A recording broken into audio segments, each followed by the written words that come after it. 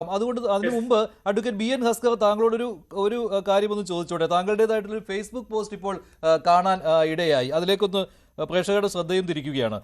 രാജിവെച്ചു എന്ന് പറഞ്ഞുകൊണ്ടാണ് സംസ്ഥാന സർക്കാരും പാർട്ടിയും നൽകിയ ഇടത് നിരീക്ഷകൻ എന്ന പദവി ഞാൻ രാജിവെച്ചിരിക്കുന്നു. ഇന്ന് വരെ വാങ്ങിയ ശമ്പളവും മറ്റ് ആനുകൂല്യങ്ങളും ഞാൻ സർക്കാർ ഖജനാവിലേക്ക് തിരിച്ചടച്ചു. ഔദ്യോഗിക വാഹനം, ഡ്രൈവർ, ഗൺമാൻ എന്നിവ ഞാൻ തിരിച്ചയച്ചു. ഔദ്യോഗിക വസതിയും ഒഴിഞ്ഞു. ചാനൽ ചർച്ചകളിലെ മണിക്കൂറുകൾ നീളുന്ന അധ്വാനം ഒരു രാഷ്ട്രീയ പ്രവർത്തനമാണെന്ന് കരുതുന്നത് കൊണ്ട് ഞാൻ ഇനി മുതൽ രാഷ്ട്രീയ നിരീക്ഷകൻ എന്ന് അത് കഴിഞ്ഞ ഒരു സെൻസ് കൂടി പേടിച്ചു പോയെന്ന് പറഞ്ഞേക്കൂ. ഇത് ആർക്ക് നൽകുന്ന ഒരു മുന്നറിയിപ്പാണ്? താങ്കൾ ആരോടാണ് താങ്കൾ ഇത് പറയുന്നത്? ഇതൊരു പരിഹാസമാണോ? എന്താണ് മനസ്സിലാവുന്നില്ല.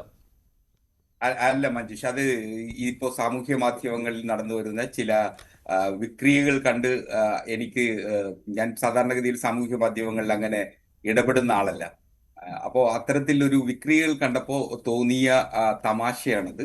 കാരണം ഇടതു നിരീക്ഷകനെ ആരോ നൽകിയ ഔദ്യോഗിക പദവി എന്ന അർത്ഥത്തിൽ ചിലരെങ്കിലും തെറ്റിദ്ധരിക്കുന്നുണ്ടെങ്കിൽ പലപ്പോഴും ചാനൽ ചർച്ചകളിൽ പങ്കെടുക്കുമ്പോൾ ഇടതു നിരീക്ഷകനെന്നോ CPM സഹയാത്രികനെന്നോ ഒക്കെ ആയിരിക്കും ചാനലുകാരുടെ മനോധർമ്മം അനുസരിച്ചാണ് പലപ്പോഴും അത്തരം പദവികൾ എഴുതി വെക്കാറുള്ളത്. അപ്പൊ അങ്ങനെ ഇപ്പോൾ ചാനൽ ചർച്ചകളിൽ ഇടതു നിരീക്ഷകരായി വരുന്നവരെ ഇങ്ങനെ പരിഹസിക്കുന്ന പാർട്ടി കേന്ദ്രങ്ങളിൽ നിന്ന് പരിഹസിക്കുന്നത് കണ്ട് സ്വാഭാവികമായും വന്നുപോയ ഒരു കമന്റാണത്. ഞാൻ ചോദിക്കട്ടെ അഡ്വക്കേറ്റ് ബി എൻ ഹസ്കർ, താങ്കൾ ഇങ്ങനെ ഇടത് നിരീക്ഷകൻ, CPM സഹയാത്രികൻ എന്നീ റോളുകളിൽ ഒരു ചോദ്യം, ഒരു തമാശയ്ക്ക് ചോദിക്കാനാണ് ഒരു ചോദ്യം. ഒന്ന്, അങ്ങും റെജി ലൂക്കോസിന്റെ വഴിയിലാണോ എന്ന് ഞങ്ങളെ പോലുള്ള ആളുകൾ സംശയിക്കുന്നു. അത് നിർദോഷമായിട്ടാണ് ഞാൻ ചോദിക്കുന്നത്, അങ്ങുമായിട്ടുള്ള അടുത്ത പരിചയത്തിന്റെ പുറത്ത്. അങ്ങനെ വല്ലതും ഉണ്ടോ ഇതിന്റെ അകത്തുനിന്നും കൂടെ ഒന്ന് ചോദിക്കുകയാണ്. ശ്രീ സേനാപതി വേണു, ഞാനൊരു പ്രത്യയശാസ്ത്ര അടിത്തറയുടെ ഭാഗമായിട്ടാണ് ജീവിതത്തിലുടനീളം സഞ്ചരിച്ചുകൊണ്ടേയിരിക്കുന്നത്. അപ്പൊ ആ പ്രത്യയശാസ്ത്ര അടിത്തറ അങ്ങനെ അങ്ങ് കീഴ്മേൽ മറിയുന്ന ഒരു രാഷ്ട്രീയ പ്രവർത്തനവും നടത്തില്ല. ഞാനിപ്പോ നമ്മളൊക്കെ ഈ ചാനൽ ചർച്ചകളിൽ പങ്കെടുക്കുന്നത് എന്തെങ്കിലും നേട്ടങ്ങൾക്ക് വേണ്ടിയോ ലാഭങ്ങൾക്ക് വേണ്ടിയോ അല്ല. ഒരു കാര്യം കൂടി ഹസ്കർ, ഇപ്പോൾ CPM സഹയാത്രികൻ, ഇടത് നിരീക്ഷകൻ, ഈ രണ്ട് കാര്യങ്ങളുമാണ്, രണ്ട് രീതിയിലാണ് താങ്കളെ അഭിസംബോധന ചെയ്യാറുള്ളത്. താങ്കൾ CPMന്റെ പാർട്ടി മെമ്പറുമാണല്ലോ. അപ്പോൾ താങ്കളെ കഴിഞ്ഞ ദിവസം അങ്ങനെ ചാനൽ ചർച്ചകളിൽ ഈ വേഷത്തിൽ പോവുകയാണെങ്കിൽ, CPM സഹയാത്രികൻ, ഇടത് നിരീക്ഷകൻ അങ്ങനെ പോവുകയാണെങ്കിൽ പാർട്ടിയുടെ നിലപാട് തന്നെ പറയണം എന്ന താക്കീത് നൽകിയതാണല്ലോ. താങ്കൾ അതിൽ നിന്ന് വ്യത്യസ്തമായ സമീപനം സ്വീകരിച്ചതുകൊണ്ട് ഇപ്പോൾ താങ്കൾ ആ നിലപാടാണ് ഇവിടെ പറഞ്ഞത്. പാർട്ടിയുടെ നിലപാട് തന്നെയാണല്ലോ ഇന്നത്തെ ചർച്ചയിൽ പറഞ്ഞത്. അപ്പോൾ പിന്നെ CPM സഹയാത്രികൻ എന്ന പേര് മാറ്റേണ്ടതുണ്ടോ? ഈ രാഷ്ട്രീയ നിരീക്ഷകനായി പരിണാമം അതിന്റെ ആവശ്യമുണ്ടോ? അല്ല, ഇതില് മഞ്ജുഷ അങ്ങേക്ക് അറിയാലോ കൃത്യമായിട്ട്. കാരണം ഇത് പ്രേക്ഷകരെ സംബന്ധിച്ചിടത്തോളം എല്ലാവർക്കും അറിയണമെന്നില്ല.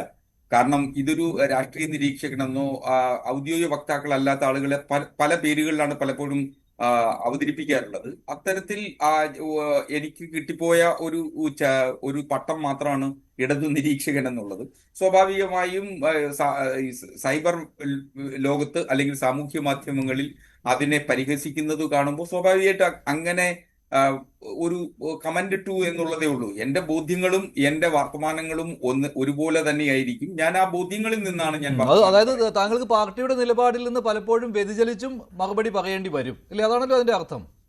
അല്ല, നിശ്ചയം അതിന്റെ ഒരു സ്വാതന്ത്ര്യം കൂടി ഞാൻ എടുക്കുന്നു എന്നുള്ളത്. ഇന്നത്തെ ചർച്ചയിൽ എന്തായാലും CPM സഹയാത്രികൻ മതിയല്ലോ ഇല്ലേ? കാരണം സ്വർണ്ണക്കൊള്ളയിൽ പാർട്ടി നിലപാടിന് വ്യത്യസ്തമായി താങ്കളൊന്നും പറയുന്നില്ല എന്ന് തോന്നുന്നു അല്ലെ? അങ്ങനെ പറയാറില്ല താങ്കൾ സാധാരണയായി? ഇല്ല, അങ്ങനെയല്ല. ഓരോ വിഷയങ്ങൾ പ്രശ്നാധിഷ്ഠിതമാണല്ലോ. ആ പ്രശ്നാധിഷ്ഠിതമായിട്ടുള്ള വിഷയങ്ങളെയാണ് ഞാൻ സമീപിക്കുന്നത്. അങ്ങനെയാണ് ഞാൻ നിലപാടുകൾ പറയുന്നത്. ശരി ശരി. അത് രാജിവെച്ചു എന്ന് കേൾക്കുമ്പോൾ ഇനി പാർട്ടിയിൽ നിന്ന് രാജിവെച്ചതാണോ എന്നൊക്കെയുള്ള മറ്റൊരു ചാനലിൽ പറഞ്ഞത് ഭാരതത്തിൽ ചെമ്പുലരി ഉണ്ടാകുന്നത് സ്വപ്നം കാണുന്ന ഒരാളാണ് താനെന്ന് ഈയിടെ 2 ദിവസം മുമ്പേ ഒരു ചാനലിൽ പറയുന്നത് ഞാൻ കേട്ടു. അപ്പോൾ അദ്ദേഹത്തിന് വളരെ പ്രത്യാശ ഇപ്പോഴും കമ്മ്യൂണിസ്റ്റിൽ ഉണ്ടെന്നാണ് അദ്ദേഹത്തിൻ്റെ വാക്കുകളിൽ നിന്ന് കേട്ടത് ഞാൻ. അല്ല, നിശ്ചയമായും ഞാൻ അത് ആ ചർച്ചയിൽ പറഞ്ഞതുപോലെ ഞാനൊരു റൊമാൻറ്റിക് കമ്മ്യൂണിസ്റ്റ് ആണ്. സ്വാഭാവികമായി ഇന്ത്യയുടെ ചെങ്കോട്ടയിൽ ചെങ്കൊടി ഉയരും എന്ന് പ്രതീക്ഷിച്ച് ഇപ്പോഴും കഴിയുന്ന കമ്മ്യൂണിസ്റ്റുകളുടെ കൂട്ടത്തിൽ ജീവിക്കുന്ന ഒരാളാണ്. അപ്പൊ അതാണ് ആ ചർച്ചയിലും പറഞ്ഞത്. അത് തന്നെയാണ് എന്റെ ബോധ്യവും. ശരി, നമുക്ക് ഈ ചർച്ചയിലേക്ക് തന്നെ വരാം. ശ്രീ ഉല്ലാസ് ബാബു, എങ്ങനെ കാണുന്നു ഇന്നത്തെ അറസ്റ്റിനെ, ശബരിമല തന്ത്രിയുടെ?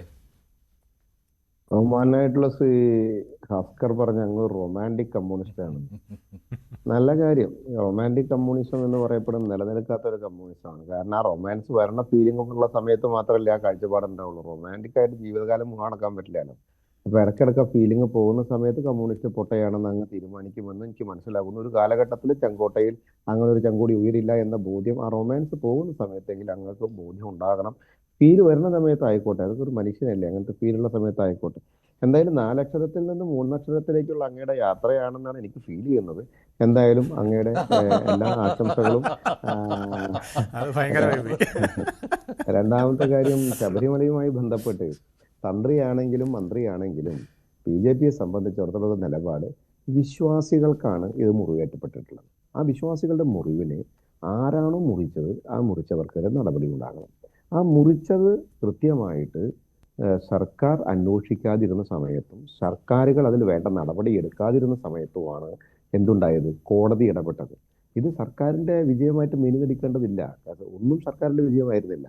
ശബരിമല ഇത്രയും കാലമായിട്ട് സംരക്ഷിത മേഖലയായി ഇരിക്കുന്ന സമയത്ത് അതിനകത്ത് ഒരുത്തൻ വന്ന് തോന്നിയങ്കാവ് പോലെ അഴിക്കലും കെട്ടലുമായിട്ട് നടന്നു കൊണ്ടുപോയത് മുഴുവൻ ഈ സർക്കാരിന്റെ കൺമുമ്പിലായിരുന്നു. സേനാപതി വേണുവിനോട് എനിക്ക് ഒരു കാര്യം പറയാനുള്ളത്, അങ്ങ് ഇതിന്റെ ഇടയിൽ പറയുന്നത് വാസു സാർ, അങ്ങ് അങ്ങനെ പറയരുത് സേനാപതി വേണു. കാരണം അങ്ങൊക്കെ എത്രയോ വലിയ ആളാണ്. അങ്ങ് ആരെയും കക്കാനും പിടിച്ചു പറിക്കാനും പോയിട്ടില്ലല്ലോ. ഒരു രാഷ്ട്രീയ പാർട്ടിയുടെ നേതാവുമല്ലേ. വാസുവിന്റെ ഇന്നത്തെ സ്റ്റൈൽ എന്താണ്, വാസുവിന്റെ ഇന്നത്തെ നിലവാരം എന്താണെന്ന് മനസ്സിലാക്കിക്കൊണ്ട് അങ്ങ് പെരുമാറുമെന്ന് വിചാരിക്കുന്നു. വാസു ആരാണ് പത്മകുമാർ, എന്താണ് Thiruvithamkoor Devaswom board? Political appointments ആണ്, പൊളിറ്റിക്കൽ തീരുമാനമാണ് എല്ലാം. ആ പൊളിറ്റിക്കൽ തീരുമാനത്തിന് കൃത്യമായിട്ടുള്ള അജണ്ട സെറ്റ് ചെയ്ത് അവിടെ കൃത്യമായ തീരുമാനങ്ങൾ എടുത്ത് ആ തീരുമാനങ്ങൾ നടപ്പിലാക്കുകയാണ് ചെയ്തത്. അവിടെ തന്ത്രി എന്ന് പറയപ്പെടുന്ന വ്യക്തിക്ക് എന്തെങ്കിലും വീഴ്ചകൾ സംഭവിച്ചിട്ടുണ്ടെങ്കിൽ ഇവരുടെ തീരുമാനത്തിനെ അദ്ദേഹം അറിഞ്ഞോ അറിയാതെ കൊണ്ടോ നിന്ന് കൊടുത്തിട്ടുണ്ട്, അല്ലെങ്കിൽ അതിൽ ഇടപെട്ടിട്ടില്ല എന്നുണ്ടെങ്കിൽ നിയമത്തിന്റെ വഴിക്ക് പോകട്ടെ. പക്ഷേ മന്ത്രിയെ രക്ഷിക്കാനാകരുത് തന്ത്രിയെ കുടുക്കുന്നത് എന്നുള്ളതാണ് ഞങ്ങളുടെ സ്റ്റാൻഡ്. മന്ത്രിയെ രക്ഷിക്കാനാകരുത് തന്ത്രിയെ കുടുക്കുന്നത് എന്ന് നമ്മൾ കൃത്യമായി പറയുന്നു. തന്ത്രിയെ കുടുക്കുന്നത് എന്നാണോ താങ്കൾ പറയുന്നത്? തന്ത്രിയെ കുടുക്കുന്നു എന്ന വാക്ക് ഉപയോഗിച്ചുകൊണ്ടാണ് കുടുക്കലാണോ അത്? മന്ത്രിയെ രക്ഷിക്കാനാകരുത് എന്ന് പറഞ്ഞാൽ ഇങ്ങനെ പറയാം. ഇനി നിയമത്തിന്റെ വഴിക്ക് പോകട്ടെ.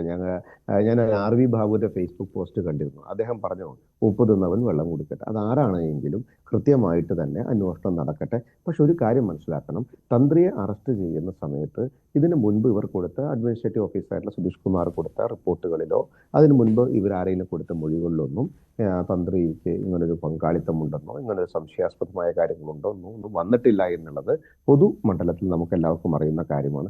പിന്നെ ഇങ്ങനൊരു തിടുക്കമായിട്ടുള്ള തീരുമാനം എടുക്കുന്ന സമയത്ത് ഇവർ എന്തിനാണ് തീരുമാനമെടുത്തത് കോടതിയിൽ സ്വാഭാവികമായിട്ട് അവർ പറയുമ്പോൾ, പക്ഷെ കോടതിയുടെ മേൽനോട്ടമുണ്ട് ശ്രീ ഉല്ലാസ് ബാബു. കോടതിയുടെ മേൽനോട്ടം അവിടെ അപ്പോൾ സർക്കാരിന്റെ ഇടപെടൽ സാധ്യമാണോ ഇല്ലയോ?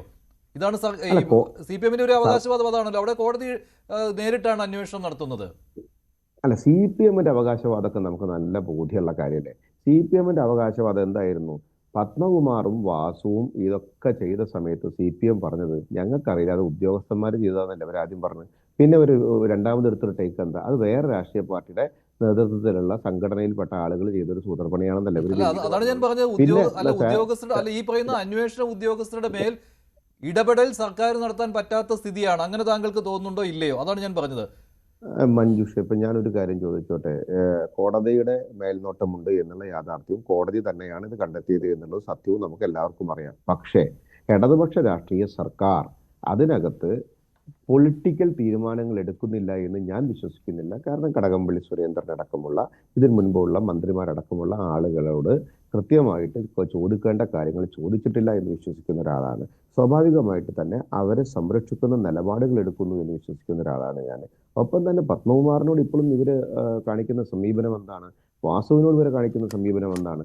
ഇനി പത്മകുമാറിനും വാസുവിനും ഇതിന്റെ പുറകിലുള്ള നിരവധി കാര്യങ്ങൾ അറിയാമായിരുന്നുവെങ്കിൽ, ഞാൻ കൃത്യമായി അടിവരയിട്ട് പറയട്ടെ, പത്മകുമാറിനും വാസുവിനും ഇതിന്റെ പുറകിൽ ഇങ്ങനൊരു കാര്യമുണ്ട് എന്ന് അറിയാമായിരുന്നുവെങ്കിൽ അന്നത്തെ സർക്കാരിനോട് ഇവർ എന്തുകൊണ്ട് അത് അറിയിച്ചില്ല? അവർക്ക് ഉത്തരവാദിത്തം ഉണ്ടായിരുന്നില്ല. ദേവസ്വം മന്ത്രി അറിയിക്കാൻ, ദേവസ്വം മന്ത്രിക്ക് മുഖ്യമന്ത്രി അറിയിക്കാൻ ഉത്തരവാദിത്തം ഉണ്ടായിരുന്നില്ല. മുഖ്യമന്ത്രിക്ക് ക്യാബിനറ്റിനോട് വിഷയം പറഞ്ഞ് അന്വേഷണം നടത്തി കൃത്യമായിട്ടുള്ള നടപടിയെടുക്കാൻ ഉത്തരവാദിത്തം ഉണ്ടായിരുന്നില്ല.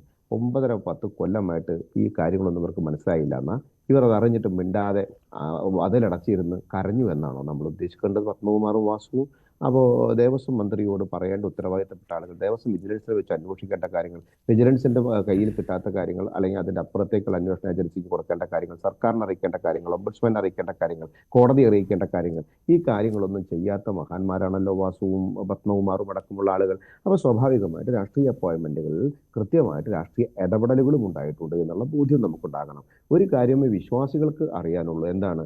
ശബരിമല എന്ന് പറയപ്പെടുന്ന ആ ക്ഷേത്രത്തിനകത്ത് വിശ്വാസികൾ പോകുന്നത് അയ്യപ്പനെ കാണാനാണ്. വാസുവിന്റെ വേഷം കെട്ട് കാണാനല്ല, പത്മകുമാറിന്റെ വേഷം കെട്ട് കാണാനല്ല, പോറ്റിയുടെ കള്ളത്തരം കാണാനല്ല.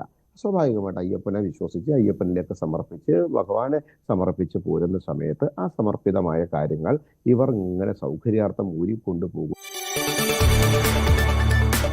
കൂടുതൽ വാർത്തകൾക്ക് news 18 Keralam YouTube channel subscribe ചെയ്യുക.